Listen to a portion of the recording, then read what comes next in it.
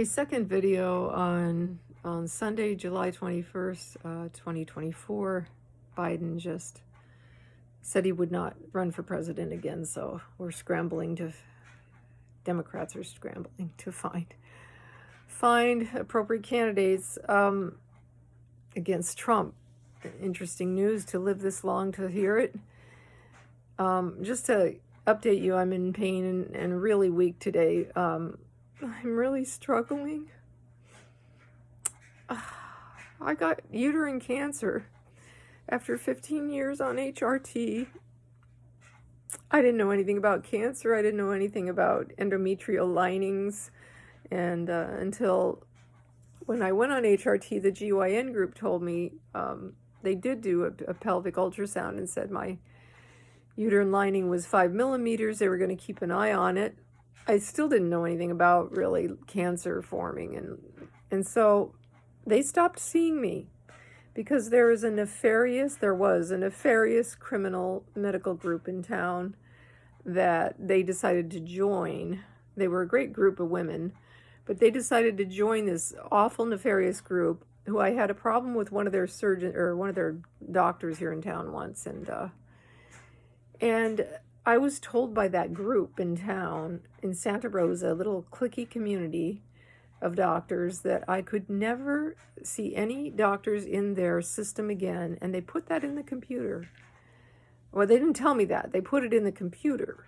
And so when I tried to make an appointment for my annuals with my GYNs about the HRT and how I was doing, they said, you can't come in anymore. We can't see you because we joined this, this nefarious group, they didn't call it that, of medical doctors. And they have in the computer that we can no longer see you as a patient. I was on Medicare, Medi-Cal. I'd lost everything due to this surgery and the prior surgeries before, but this one was the one that of no return and of severe pain. Anyway, I was diagnosed in 2021 in February. I started spotting about 6 months prior, but not much. It never was on my underwear or anything. It was only when I wiped a little bit of blood. So I didn't think anything of it. I didn't think much of it. And the HRT actually helped with this pulling, strangling feeling that I have. It's much worse now. Anyway, so I was seeing primary care doctors who were prescribing the HRT after that GYN group quit. They just kept prescribing it. A patch of estradiol on my abdomen, right where my uterus is, every week. You switch them out twice a week. And then a progesterone pill, 100 milligrams, a bioidentical progesterone at night. So these were the bioidentical kinds of estradiol. So I thought I was fine as long as I took the progesterone and helped me sleep too. Well, I wasn't fine. I grew, the endometrial lining grew to 16 millimeters. I didn't know. And when the cancer was found, it was like 4.5 centimeters by 4.5 centimeters. And then within 2 months, and then I got a biopsy, of course, and blah, blah, blah. And then it grew in a 2-month period, less than a 2-month period, to 8 centimeters.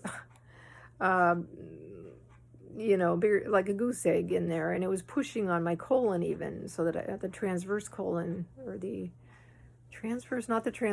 ascending colon on the right. And I thought I might have had appendicitis, but I could tell it was a cancer. So I'll have to make another video. It's too long. Anyway, I'm living with cancer cachexia right now. And it's 2000, so I lived longer. They expected me to die in 2021 or 2022. It's now July 2024. I went plant-based, vegan, whole food. Cheated a little bit here and there, but I stopped the oil SOS free, except a little bit of salt, which, not much, just on top of my food with the salt shaker. And sugar, I'm sorry, I'm an addict, so I did have my chocolate, a couple squares of the chocolate bar every night. I should have quit that. Maybe I had 6 squares. I'm lying. I'm just addicted to chocolate, but I really kept, I lost my cholesterol's, not, well, my cholesterol's still high, but my triglycerides were finally normalized. But after years and years of being pre-diabetic. So, okay, next video. How do I turn this off?